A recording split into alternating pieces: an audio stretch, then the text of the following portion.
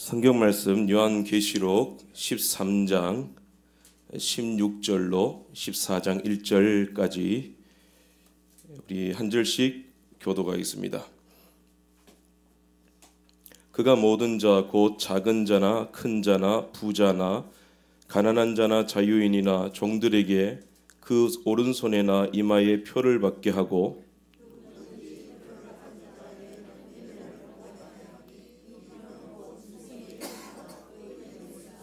지혜가 여기 있으니 총명한 자는 그 짐승의 수를 세어보라. 그것은 사람의 수니 그의 수는 666이니라.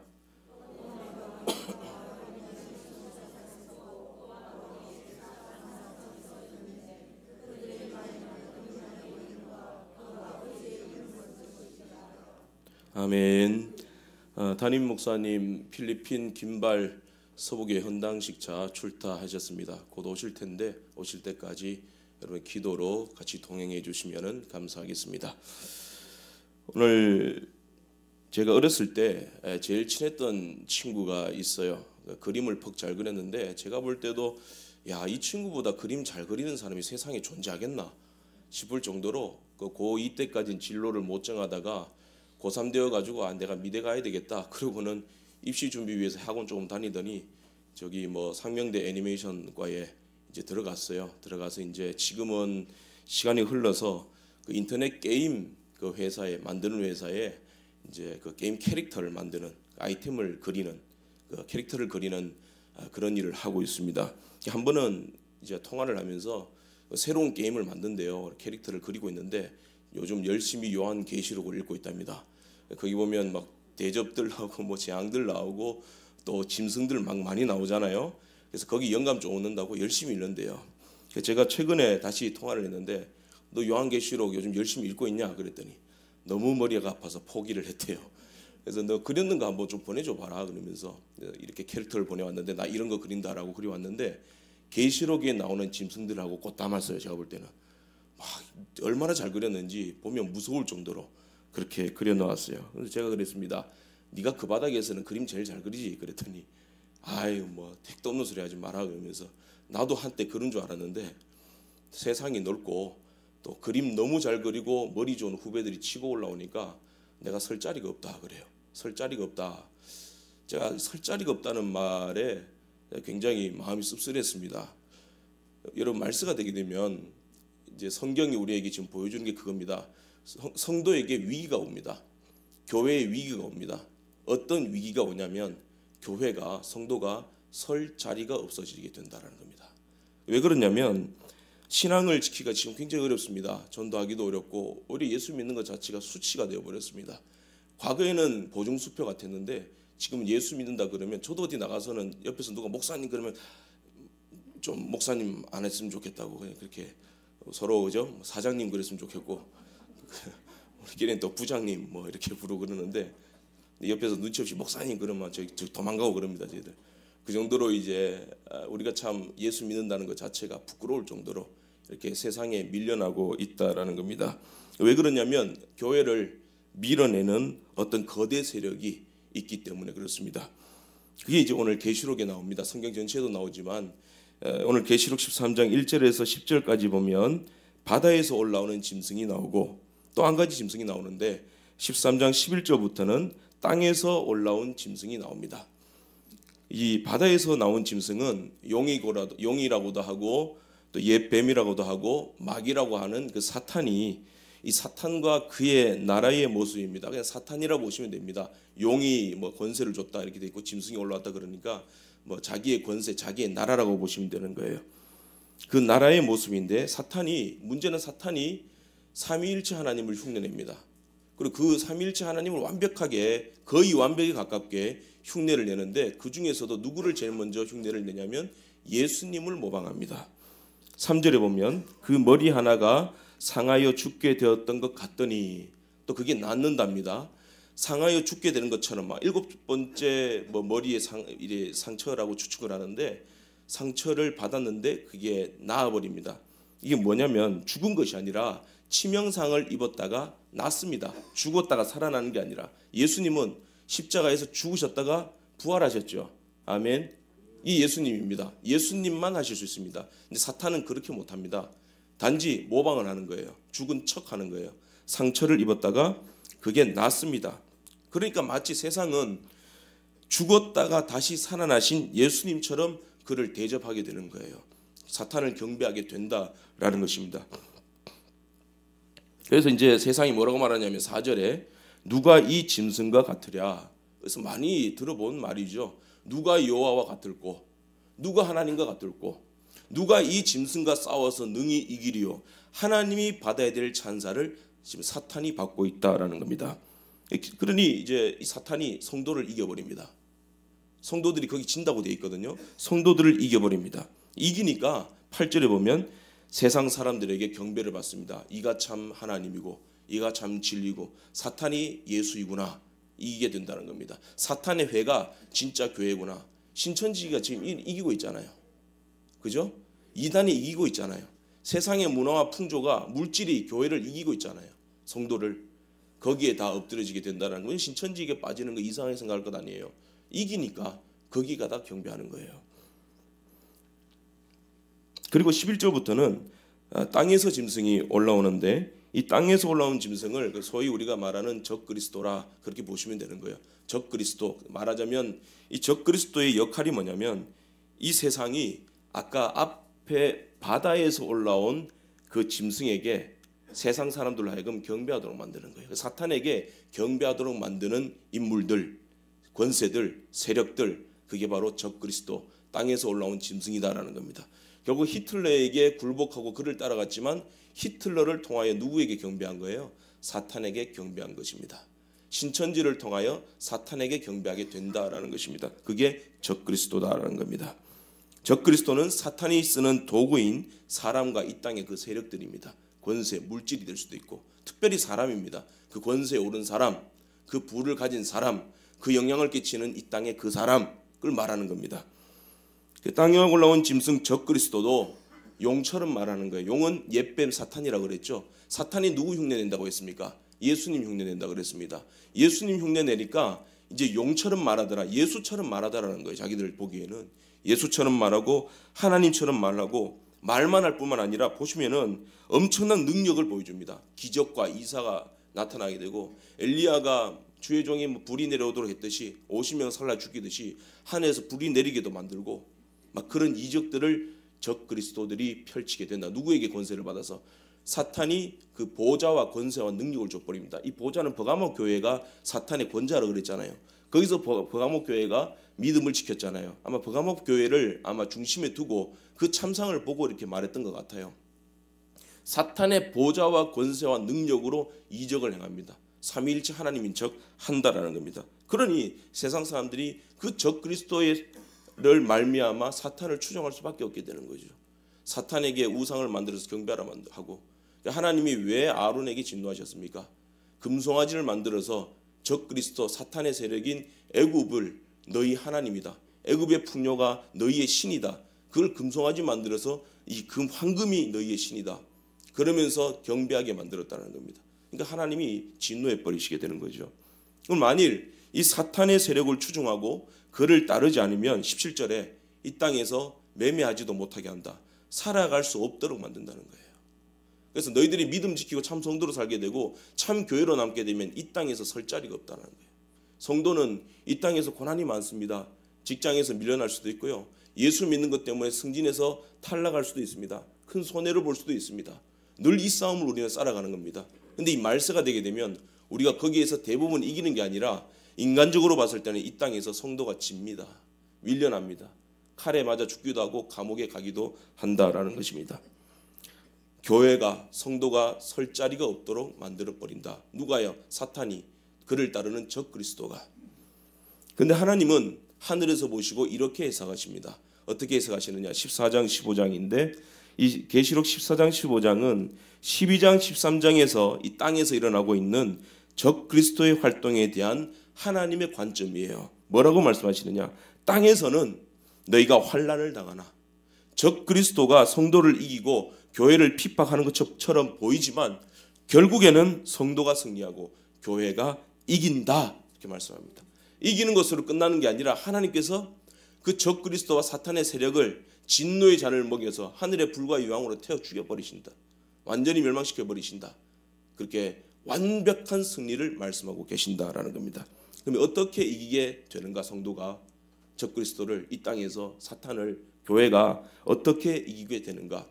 여러분, 요한계시록을 딱 펴자마자 예수님이 첫 번째로 책망하는 것이 무엇입니까? 계시록 2장에 나오잖아요. 너희가 처음 사랑을 버렸느니라. 어디서부터 떨어졌는지를 생각하고 회개하여 처음 행위를 가지라. 첫 은혜를 붙들어야 됩니다. 이 첫 은혜를 예수님께서 끝까지 이기는 자에게, 견디는 자에게 생명수 샘물을 줄 것이고 생명의 면류관을 줄 것이고 흰돌을 줄 것이다. 쭉 말씀하고 계시는 거예요. 그래서 이기는 자는, 남는 자는 첫 은혜를 붙들고 끝까지 인내하면서 나아가라라는 겁니다. 그러면 이기게 된다라는 겁니다. 그 첫 은혜가 무엇인가? 한 두 가지 정도 생각하겠는데요. 첫 번째로는 생명책의 은혜입니다. 생명책에, 하나님 나라 생명책에 우리의 이름이 기록된 은혜입니다. 처음이 언제입니까? 창세전입니다. 하나님께서 창세전에 예수 안에서 저와 여러분들을 선택하신 거예요. 선택하시고 작정하셔서, 교회를 예정하셔서 그 생명책에 교회에 지체되는 우리의 이름들을 하나하나 다 기록을 해놓으셨다라는 겁니다. 그 은혜는 변치 않는다라는 겁니다. 하나님의 주권을 누구도 침범하지 못하고 이길 수가 없다라는 겁니다. 그것을 너희들이 붙들고 살아라. 너희들의 소속이 어디냐? 너희들의 시민권이 어디 있느냐? 이 땅에서는 너희들이 나그네이기 때문에 환난 당한다. 너희의 시민권은 하늘에 있다. 하나님 생명책에 기록되어 있다. 그러니 하나님이 이기게 하시고 책임지게 하신다. 그 생명책의 은혜를 붙들어. 네가 누구냐? 하나님 자녀라는 겁니다. 여기가 어디냐? 주님의 몸된 교회라는 것입니다. 교회는 이긴다. 그 말씀입니다. 13장 14장 보면 이제 두 가지 이름표가 나옵니다. 이 두 가지 이름표를 받은 자들이 두 가지 무리가 나오는데, 첫 번째 무리는 13장 16절에서 17절에 보면 땅에서 올라온 짐승들이 모든 자들에게 오른손이나 그 이마에 표를 받게 합니다. 근데 그 표가 짐승의 이름이랍니다. 짐승의 이름. 좋은 게 아니죠. 뭐 네로다, 무슨 뭐 교황이다 쭉 나오는데요. 다 포함되는 말이에요. 그런 짐승들, 대표적인 히틀러 같은 인물들, 그죠? 뭐 네로 같은 인물들 다 들어가는 거예요. 그 짐승들의 이름을 거기 새겨버린다라는 겁니다. 근데 그 수가 뭐냐면 얼마나 되냐면 666명입니다. 근데 이게 짐승의 수가 아니라 사람의 수랍니다. 그러니까 사탄이 이제 적그리스도를 일으켜서 온 세상 사람들을 미혹하고 그 이마에다가 자기 이름을 새겨버리는 거예요. 그게 666명이다. 숫자적으로, 상징적인 숫자로 그렇게 말합니다. 사람의 숫자입니다. 사탄은 사람을 쓴다는 거예요. 당시 고대 사회에서는 군인들과 노예들 그리고 신전 봉사자들에게 어떤 표를 찍어줬는데, 이 표를 찍어주는 이유는 소유와 보호를 의미하는 거예요. 나의 소유된 백성이고 내가 지키는 자다, 이 말입니다. 그러니까 신전 봉사자들에게 있는 그 표는 그 신전 봉사자가 그 우상에게 속했다는 그 의미입니다. 그 노예의 표는 뭐죠? 그는 그 노예의 주인이 누구냐를 알 수 있는 거예요. 그죠? 그 노예가 어떤 주인의 소유였는가. 또 하나의 이제 표를 받게 되는데 14장 1절입니다. 어린 양이 시온산에 섰고 그와 함께 14만 4천이 있는데 그 이마에 어린 양의 이름과 그 아버지의 이름을 쓴 것이 있도다. 이 14만 4천도 사람의 수입니다. 이 14만 4천이 받은 표, 누구에게 이 표를 받습니까? 하나님께로부터 표를 받습니다. 어린 양 예수 그리스도께로부터 이 표를 받습니다. 이 표를 받은 자들은 어린 양과 함께 서 있다. 14만 4천이 승리를 의미하죠. 승리입니다. 14장부터는 하나님의 해석이라 그랬잖아요. 승리다라고 말씀하고 있다는 겁니다. 입에 666과 대조되는 14만 4천은 7장부터 쭉 보시면 나오시면 아시겠지만은 구약 교회 12지파 그리고 신약의 교회 12사도 그리고 거기다가 허다한 무리를 상징하는 천을 곱해서 12 곱하기 12 곱하기 1000 이래가지고 14만 4천이 되는 거예요. 그래서 계시록에는 산수가 많이 나옵니다. 산수와 같이 보시면 됩니다. 계시록은 숫자적으로 해석을 많이 해요. 왜냐하면 헬라어 히브리어는 숫자가 없으니까 그 이름으로 획을 이렇게 계산하게 되는 거거든요. 암호처럼 14만 4천은 하나님의 백성 저와 여러분들입니다. 주의 몸된 교회를 말하는 겁니다. 이 14만 4천 우리에게는 누구의 이름이 새겨져 있다고 되어 있습니까? 어린 양 예수 그리스도의 이름, 그의 아버지 하나님의 이름이 새겨져 있다는 겁니다. 근데 문제가 하나 생겼어요. 13장 16절에 보면 이렇게 되어 있습니다. 그 짐승의 이름 666이 6명에게 그 짐승의 이름이 모든 자에게 새겨져 있다 이렇게 되어 있습니다. 모든 자 안에는 작은 자, 큰 자, 부한 자, 가난한 자, 자유인이나 종들에게, 다시 말해서 이 땅에 오고 오는 모든 자들에게 그 짐승의 이름이 새겨져 있다 이 말입니다. 이 문제가 뭐냐면 그 모든 자 안에 저와 여러분들도 들어갑니다. 우리도 짐승의 표를 받은 자들입니다. 로마서 5장과 고린도서 15장에 보면 그렇게 나와요. 로마서 5장에도 모든 사람이 죄를 범하였음에 하나님의 영광에 이르지 못하였더니 한 사람으로 말미암아 죄가 들어왔습니다. 고린도전서 15장 22절에 보면 아담 안에서 모든 사람이 죽은 것 같이, 아담과 아담 이후의 모든 인간은 사탄의 미혹에 넘어가서 다 타락해 버렸습니다. 그래서 모든 사람들이 짐승의 표, 사탄의 표, 사망의 표를 다 받은 거예요. 창세기 4장에 보게 되면 인류의 그 사탄의 표를 받은 자의 대표자가 나옵니다. 살인자 가인입니다. 가인에게 하나님께서 표를 주시잖아요. 이 표가 저주의 표입니다. 그러자 이 가인이 벌벌 떨니다. 하나님, 내가 가는 곳마다 사람들이 날 죽이려고 그럴 겁니다. 근데 하나님, 안 죽인다 세상은 너를. 그 표는 저주의 표야. 네가 사탄에게 속했고 세상에 속해 있다는 표기 때문에 오히려 사탄과 세상이 너를 환영할 거야. 너를 도와줄 거야. 건들 자 아무도 없다. 그게 가인이 받은 표입니다. 근데 그 가인이 받은 표는 온 인류가, 아담과 아담 이후로 나온 모든 인류가 받은 저주의 표, 짐승의 표, 사망의 표를 의미하는 거예요. 너희들이 다 가인의 모습처럼 그 표를 받은 자들이다. 짐승의 표. 죄로 말미암아. 그래서 세상이 너희들을 환영할 거야. 예수 안 믿고 그 표를 가지고 세상에서 살면 세상에서 편할 거야. 그 말씀입니다. 그래서 가인이 세상을 살면서 굉장히 편했던 것 같아요. 그 후손에서 이제 고대의 큰 거물들이 나오고 적그리스도의 세력을 상징하는 인물들이 막 일어나게 되잖아요. 사탄의 속은 세상에 속한 표이기 때문에 세상은 가인을 죽이지 않습니다. 세상은 세상을 죽이지 않습니다. 이방인들을 핍박하지 않습니다. 오히려 세상이 그들을 돕고 환영하고 적극적으로 지지합니다. 우리도 가인과 같은 표를 받아서 하나님을 대적하는 짐승이었습니다. 하나님께서 창세전에 예정하신 무리인 성도가 짐승의 표를 받아서, 죄로 인해서 짐승의 표를 받아서 사탄과 세상과 함께 멸망하게 되었습니다. 그래서 하나님께서 어떻게 하십니까? 생명책에 기록해 놨으니까 구원해 주셔야 되겠죠. 중보자 대신, 2위 대신 중보자 예수 그리스도께서 바로 활동을 하시는 거예요. 가죽 옷 입혀서 하나님 진노하지 마십시오. 내가 중보자로서 사역을 지금부터 감당하면 되잖아요. 창세전에 예정해 놓으셨잖아요. 다 알고 계셨잖아요. 내가 활동하겠습니다. 하나님이 여자의 후손을 말씀하시잖아요. 그래서 그 짐승의 표를 받은 우리를 하나님의 열심으로, 즉 예수 그리스도를 이 땅에 보내신 그 예수 그리스도 십자가 보혈로 예수 안으로 우리를 다 집어넣어 버리는 거예요. 그리고 딱 잠궈버리고 예수 안에서 영원히 못 나오도록 만드신 거예요. 다시 말해서 우리 대신에 예수님께 우리가 받은 짐승의 표, 저주의 표를 예수님께 붙여서 예수님이 십자가에 죽게 하심으로 그 보혈과 부활의 능력으로 우리를 영원히 예수 안에 집어넣어서 나오지 못하게 만드시고 그와 함께 그의 안에서 살도록 만드셨다는 겁니다. 그래서 하나님 우리를 보실 때 짐승으로 보시는 게 아니라 누구로 봐주시는 거예요? 예수로 봐주시는 거예요. 그래서 우리가 예수 그리스도의 이름으로 이렇게 기도하는 것은 이름으로 이 말은 예수 그리스도 안에서 이 말입니다. 우리가 흠이 많습니다. 기도가 부족합니다. 오늘도 죄를 지었습니다. 그런데 성령의 인도로 말미암아 예수 이름으로 회개하고 기도할 때 우리는 한참 미달되고 죄가 많지만 예수를 모시고 우리를 정결하고 온전한 것으로, 우리의 기도를 온전한 것으로 받아주신다는 겁니다. 그래서 사도행전 4장 12절에 다른 이로서는 구원을 얻을 수 없나니 천하 인간에게 구원받을 만한 다른 이름을 주신 일이 없느니라. 다른 이로서는 구원받을 수 없고 다른 이름을 주신 적이 없다. 누구 이름만 주셨어요? 예수 이름을 우리에게, 천하 인간 우리에게, 하나님이 생명책에 기록하신 우리에게 그 예수라는 이름을 주셨다는 겁니다. 이게 생명책의 은혜다라는 겁니다. 이 예수의 이름을 받아서 그 안에 들어있는 자들을 하나님께서는 이제는 예수로 보아주시는 겁니다.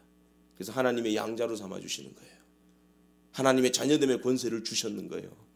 이제 하나님 눈에는 로마서 3장 21절 말씀에 그러나 이제는 율법의 한 의가 나타났으니 그 의가 누굽니까?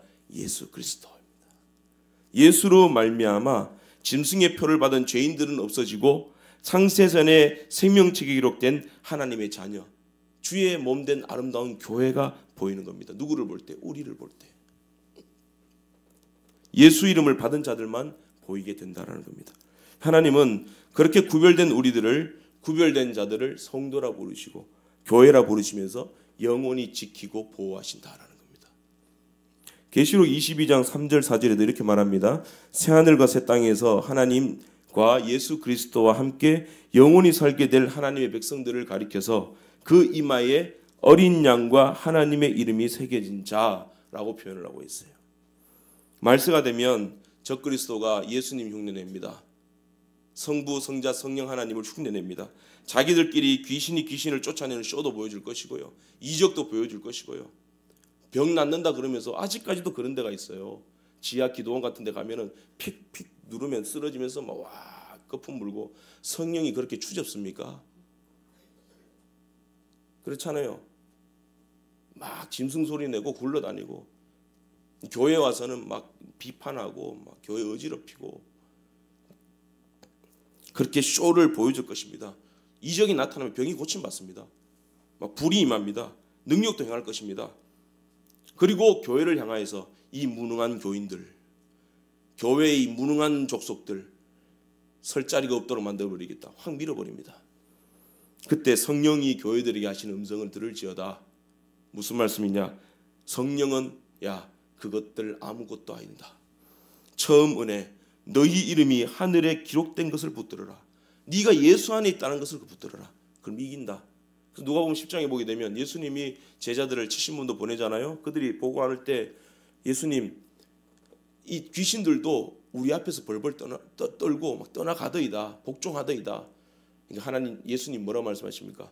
귀신들이 너희들에게 항복하는 것에 기뻐하지 말고 너희 이름이 하나님 나라 생명책에 기록된 것으로 기뻐하라. 그 말씀입니다. 베드로가 나도 변화산에서 하나님 영광 봤어. 바울도 셋째 하늘에 올라가서 그 영광 봤어. 이적 능력 다 경험했어. 그러나 기록된 하나님의 말씀, 너희 시민권이 하늘에 있다는 거, 그리스도 예수 안에 있다는 거, 그것만 자랑해라. 그것만 붙들어라. 그게 진짜다. 그걸로 네가 승리한다. 그 말씀입니다. 눈에 보이는 것을 흔들리지 말고 처음 은혜를 붙드시길 바랍니다. 생명책의 은혜, 예수님 십자가의 은혜, 하나님의 자녀가 된 은혜, 성령으로 거듭나게 된 은혜, 그 은혜를 붙드시길 바랍니다. 비슷한 건데요. 또 한 가지는 뭐냐면 내게 임하신 말씀입니다. 그 복음을 붙들고 살라는 겁니다. 요한복음 1장에 태초에 무엇이 계셨다고 되어 있습니까? 태초에 말씀이 계시니라. 이 말씀이 누구와 함께 있었습니까? 하나님과 함께 있었으니 이 말씀은 곧 누구라고 되어 있습니까? 하나님이시라. 만물이 어디로부터 나왔다고 그랬습니까? 말씀으로부터 나왔다. 근데 이 말씀이 육신 되신 분이 누굽니까? 예수 그리스도입니다. 이것이 처음 은혜입니다. 말씀이. 예수님은 태초부터 계신 말씀이신 성육신하신 분입니다. 성육신하신 예수님의 말씀과 이제는 그 사람이신 예수님이 승천하시면서 이제 성령을 보내주셨잖아요. 그리고 예수님이 이 땅에 오신 것을 성령의 감동으로 예수님에 대한 직접적인 예수님 직접 말씀하신 것도 있고 그를 직접 옆에서 지켜본 제자들이 쓴 보고서를 쓴 복음서가 있습니다. 그리고 나머지 신약의 모든 성경들과 구약 성경들은 그 예수 그리스도에 대한 보고에 대한 해석들입니다. 예수님에 대한 직접적인 보고와 그 해설집 66권 성경책이 우리에게 있다는 겁니다. 하나님의 말씀이 우리에게 주어졌다는 겁니다. 태초로부터 계신 말씀, 그 말씀이 우리에게 기록된 그 말씀으로 임하게 된 거예요. 오늘 그 말씀을 우리가 배우고 있습니다. 듣고 있습니다. 또 이 복음을 전하고 있습니다. 이 처음 은혜, 말씀의 은혜를 붙들면 이게 된다라는 겁니다. 짐승의 표 666, 이 6이라는 숫자는 창세기에 등장한 숫자입니다. 하나님이 천지를 6일 동안 창조하셨죠. 그 7일째 하나님께서 안식하셨습니다. 안식하시면서 이제 하나님이 복을 주셨잖아요. 거룩하게 하시고 7일째 안식하셨다는 것은 완성을 의미합니다. 그러면은 그런 의미에서 6이라는 숫자는 미완성입니다. 미완성, 아직 부족한 것 상징할 때 6을 씁니다. 다니엘서에 보게 되면 느부갓네살이 만든 금신상이 나오잖아요. 그 높이가 60규빗, 너비가 폭이 6규빗입니다.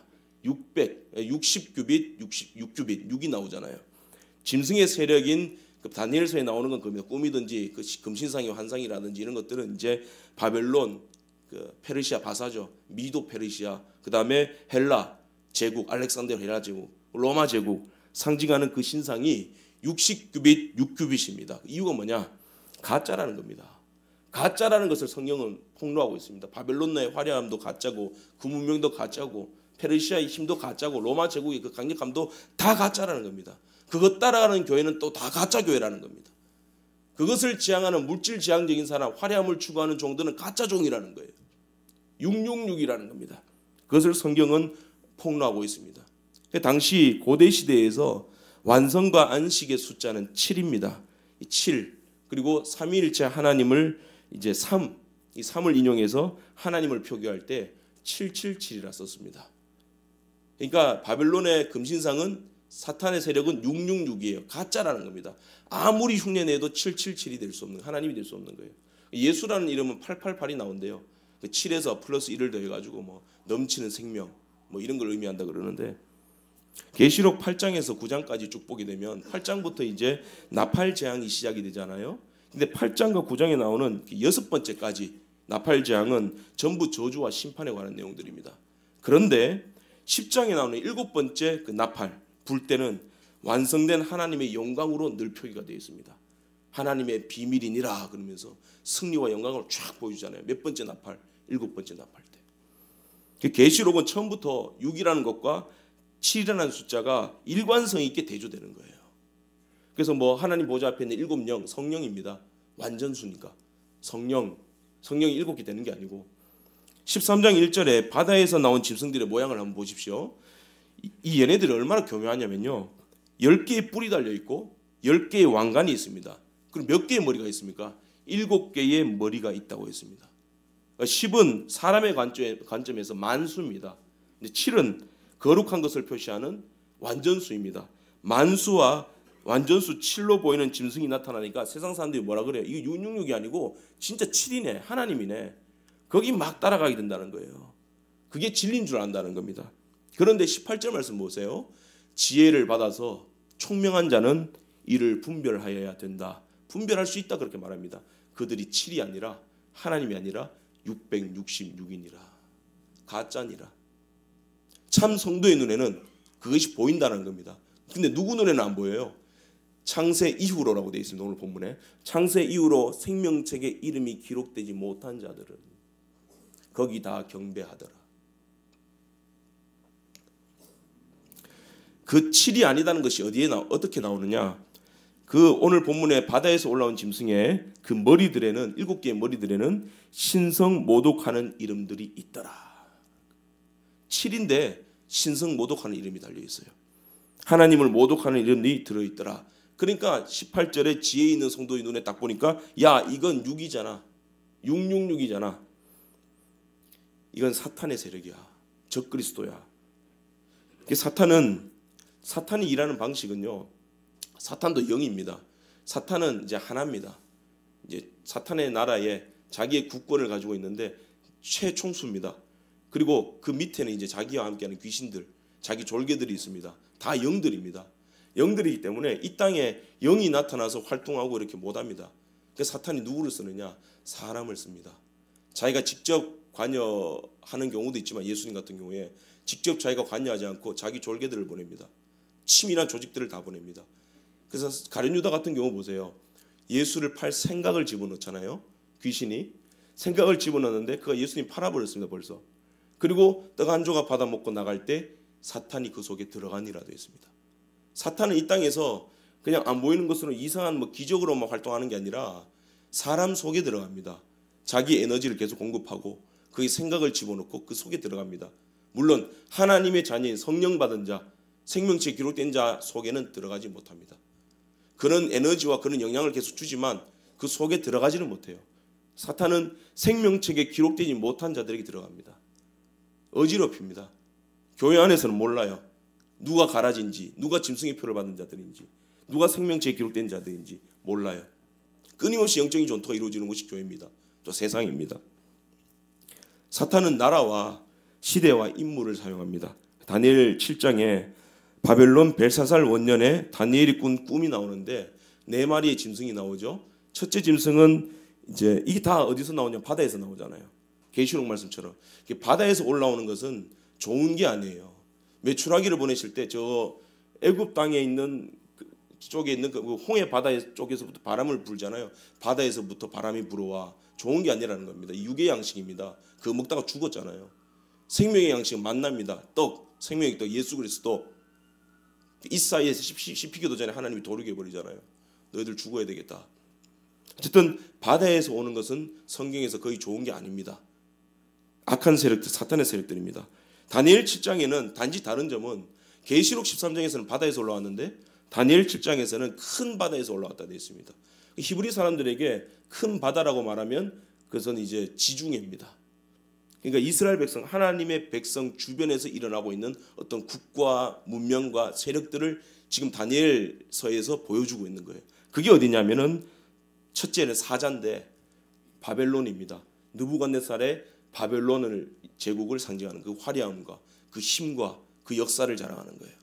그 다음에 두 번째 짐승은 곰 같았다고 되어 있습니다. 이게 바사입니다.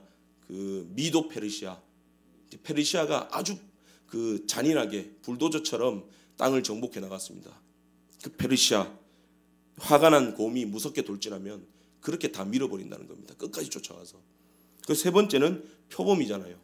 표범은 재빠릅니다. 굉장히 날렵합니다. 누구냐면 알렉산더 대제의 그 헬라 제국을 말하는 거예요.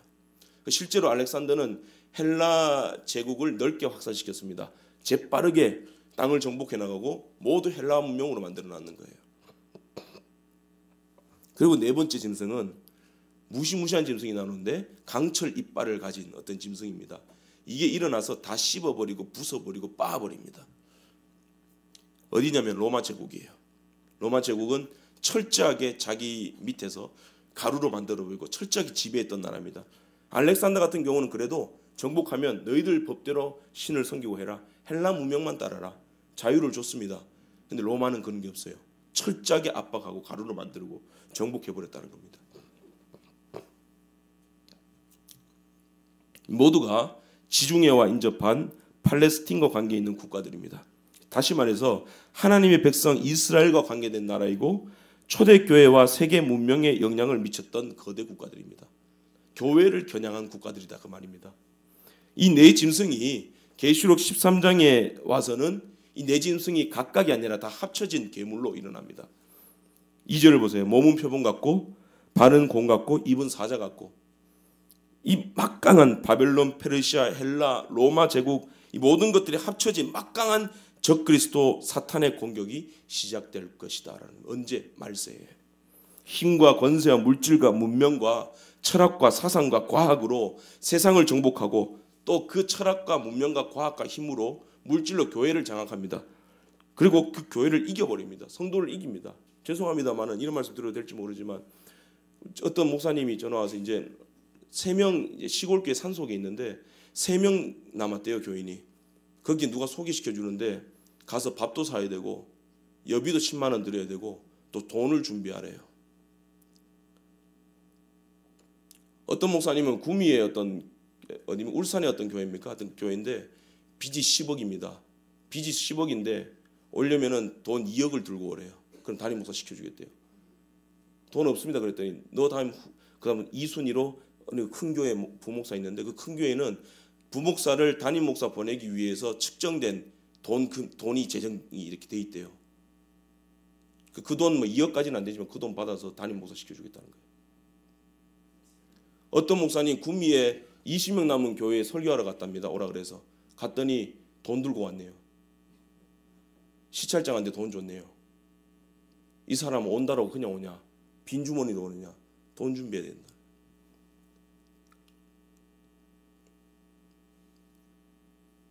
오늘날 교회가 다 그렇게 되었습니다. 돈으로는요, 그리고 백그라운드, 정치적인 힘으로 갈 수 있습니다. 어디든지 천국 빼고는 다 들어갑니다. 세상에 못 들어가는 데 없어요. 돈으로. 심지어 교회도 들어갑니다. 그러니까 진짜 망하는 교회의 특징이 뭔지 아세요? 자기 교회 재정 자랑하는 교회예요. 우리 재정 얼마나 남아있어. 우리 교회에 정치인들 많이 있어. 우리 교회 규모가 얼마나 커.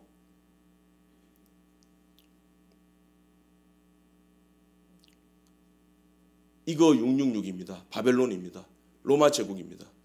세상은 이런 교회 찾습니다. 바벨론 같은 로마 제국 같은 막강한 힘을 가지고 있는 교회를 찾습니다. 그래서 교회에 사회 구제해 주세요. 문제 일어나면 이것도 해주세요. 이슬람 문제도 교회가 다 해결해 주시고. 물론 해야죠. 교회를 복음 전파하는 것 외에 거기에 다 몰두하도록 만들어버립니다. 그렇게 교회를 장악하고 성도를 이겨버린다는 겁니다.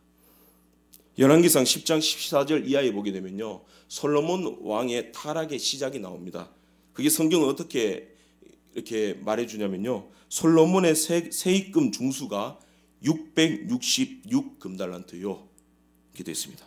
666 금달란트로 나오면서 뒤에 금을 많이 두고 은을 흔하게 많이 두고 아내를 많이 뒀다 나옵니다. 신명기 말씀 보시면 아시잖아요. 17장에 보면 원래 이스라엘 왕은 은과 금을 많이 가지면 안 됩니다. 그리고 말과 병거와 아내도 많이 두면 안 됩니다. 하나님 왜 이런 명령 내리셨을까요? 이스라엘의 진짜 왕은 솔로몬 왕이 아니라 다윗 왕이 아니라 누구라는 거예요? 하나님이시라는 겁니다. 내가 왕이야. 교회의 머리는 누구냐? 예수 그리스도예요. 바벨론이 아니고 재정이 아니고 물질이 아니고 교인의 교세가 아니고 정치적인 힘이 아니고 뛰어난 교회 안에 교양과 문명과 문화가 아니고 누가 머리입니까? 말씀이신 예수 그리스도가 머리입니다. 말씀이. 내가 왕이야. 하나님이 왕이야.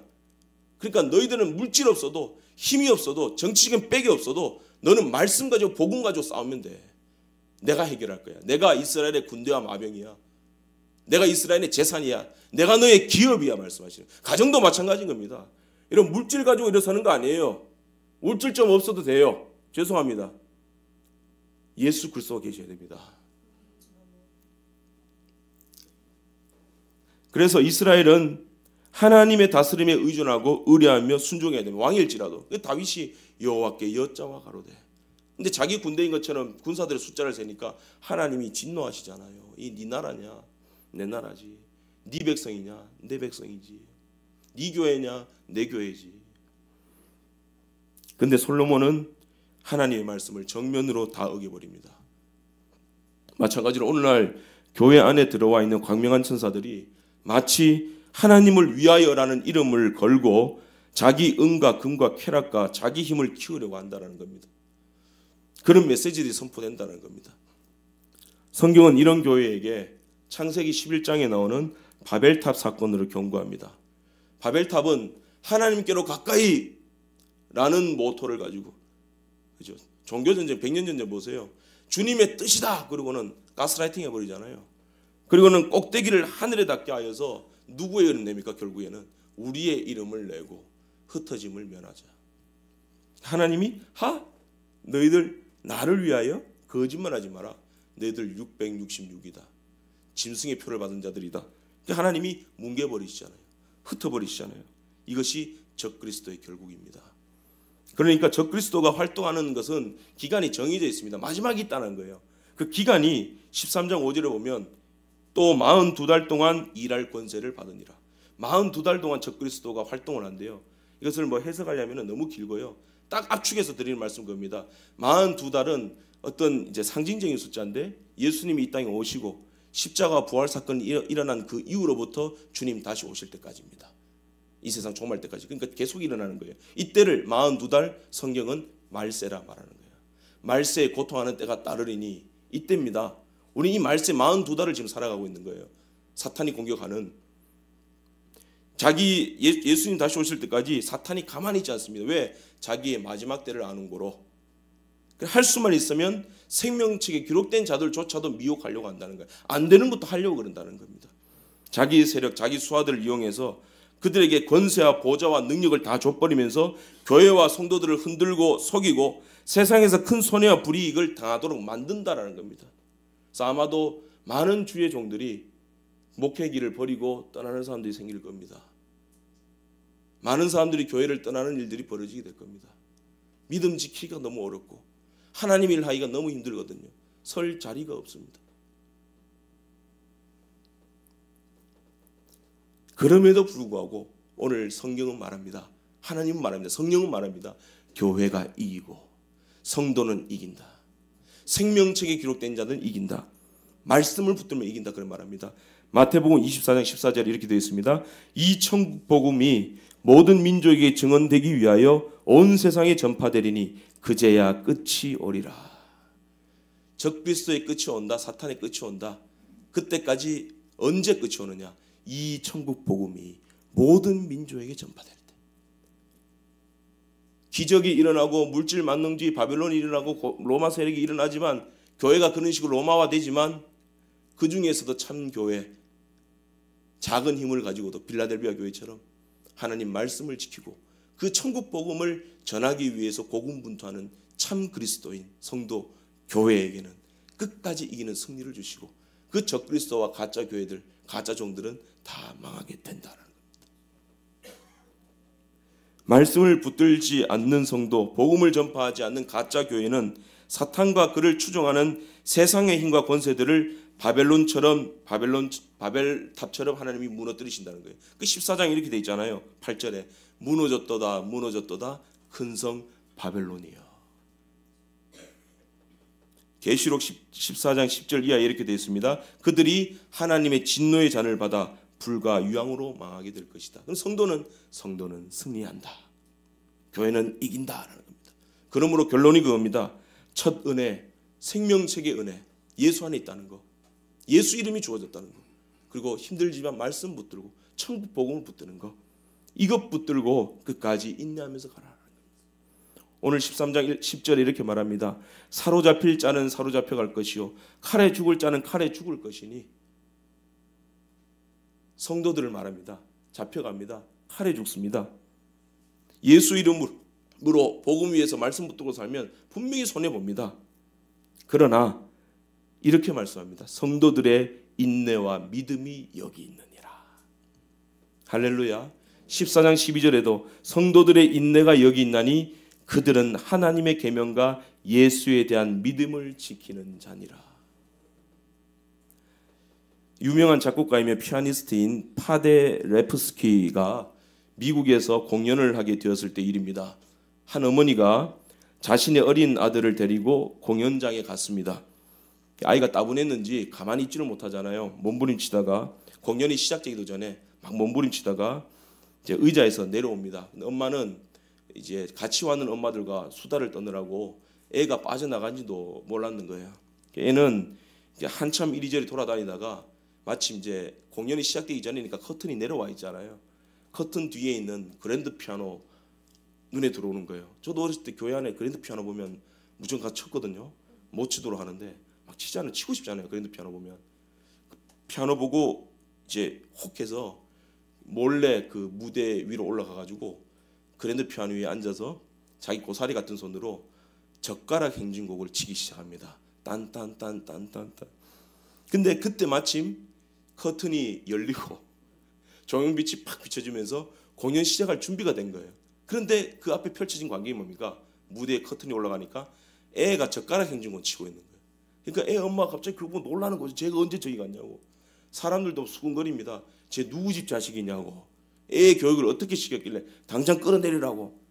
그런데 커튼 뒤에서 이제 자기 무대를 준비하고 있던 파데레프스키가 이 감을 잡은 거예요. 뭐 문정이라고 젓가락 행진곡이 들리네 싶으니까 자기가 얼른 자기 그 유니폼이죠, 턱시도 같은 거 입고 이제 무대 위에 뛰어 올라가 가지고 조용하게 젓가락 행진곡 치고 있는 그 아이 옆에 앉습니다.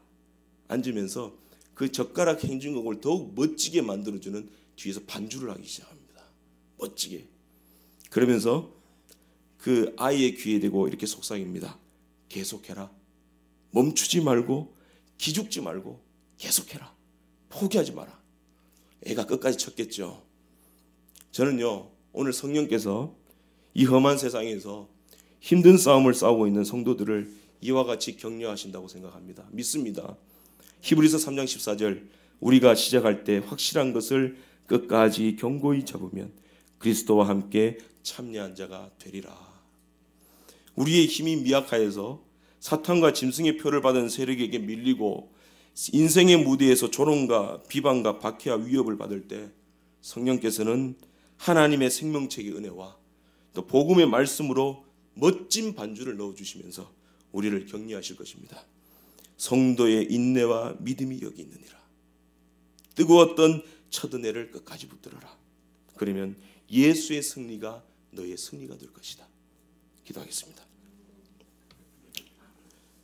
일천번제연금 진풍자 전사님, 오교석 김기자 지사님 하나님께 각각 드렸습니다. 하나님 아버지, 은혜를 감사합니다. 우리는 심히 연약하고 무능하고 미약하고 어린아이 같으나 이 험한 세상에 이리때 가운데 양떼를 보내셨사오니 보내신 이는 주님이시오니 주의 성령께서 인도하고 보호하여 주셔서 우리가 낙심치 말고 첫 은혜를 붙들고 그 말씀 붙들고 복음을 전파하면서 세상에 적그리스도와 싸우고 사탄의 나라와 싸우고 능히 이겨서 인내로서 그 믿음으로 하나님께 영광 돌려드릴 수 있는 거룩한 주의 성도, 주의 몸된 교회 되게 하여 주시옵소서. 하나님께 드린 헌상도 기쁘게 받으시옵소서. 예수님의 이름으로 기도드리옵나이다. 아멘.